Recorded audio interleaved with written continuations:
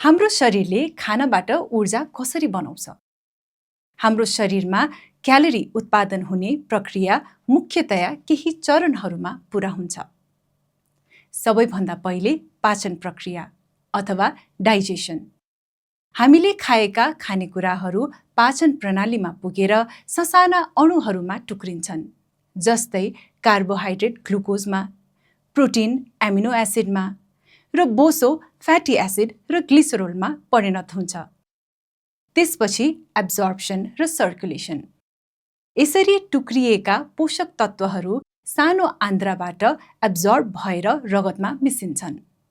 त्यसपछि रक्तनलीहरूको माध्यमबाट यी पोषक तत्त्वहरू शरीरका प्रत्येक कोष अथवा सेल्समा पुग्छन्।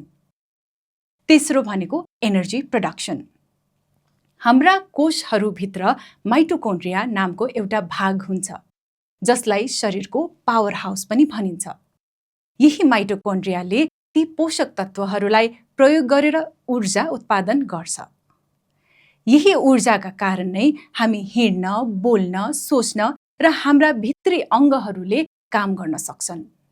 शरीरले खानाबाट ऊर्जा त बनाउँछ, तर अब यो क्यालोरी वास्तवमै कहाँ खर्च होला त?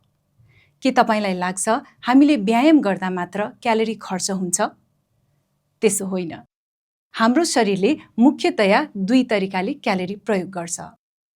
पहिलो, आधारभूत शारीरिक कार्य अथवा रेस्टिङ स्टेट।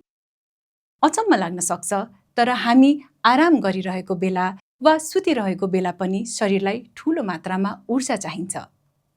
सास फेर्न, मुटुको धड्कन सुचारू राख्न, मस्तिष्कले काम गर्न, शरीरको तापक्रम सन्तुलनमा राख्न र खाना पचाउन हाम्रो शरीरले 60 देखि 70% क्यालोरी खर्च गरिरहेको हुन्छ। दोस्रो, शारीरिक गतिविधि अथवा फिजिकल एक्टिभिटी। बाँकी क्यालोरी हाम्रो दैनिक हिँडडुल, काम र व्यायाममा खर्च हुन्छ।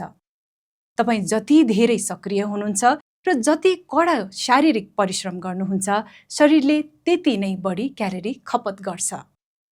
त्यसैले स्वस्थ रहनका लागि हामीले कति क्यालोरी खाइरहेका छौँ र हाम्रो शरीरले कति खर्च गरिरहेको छ भन्ने कुराको सन्तुलन मिलाउनु एकदमै जरुरी छ।